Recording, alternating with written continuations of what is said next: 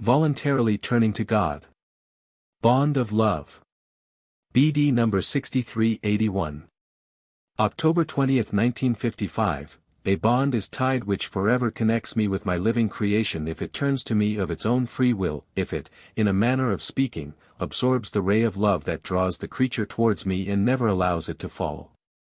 This bond is indissoluble and, once the human being has taken hold of it, it will also hold on to him and he will never be able to detach himself from it. But I only speak about those who seriously turn their eyes to me and not about those who merely profess me formally, who have not yet made me the subject of their desire, their thoughts and aspiration. For I only speak of a person's innermost feelings, of his private thoughts, of that which motivates his soul.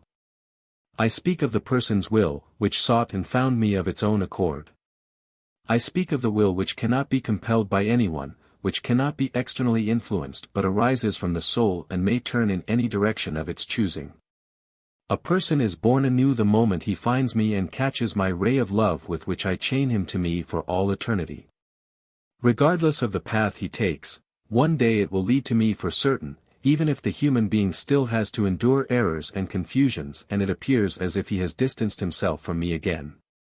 I will never ever let go of anyone again who comes to me voluntarily, even if, on account of his weakness as a result of his imperfection, he is often in danger of leaving the right path.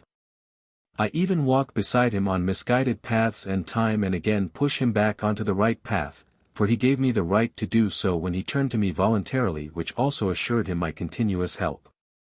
I know that precisely these people are especially strongly influenced by my adversary and know how to prevent him from gaining control over them.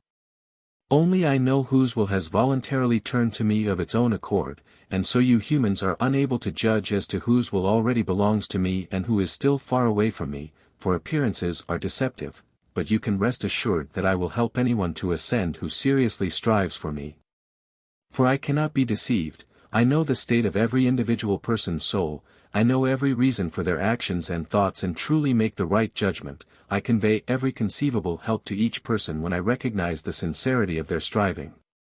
However, you humans often let yourselves be deceived by fine words, you judge your fellow human being by external appearances and are often willing to make rash judgments, you are satisfied with assurances or pious gestures in order for you to believe that your fellow human being is on the right path to me.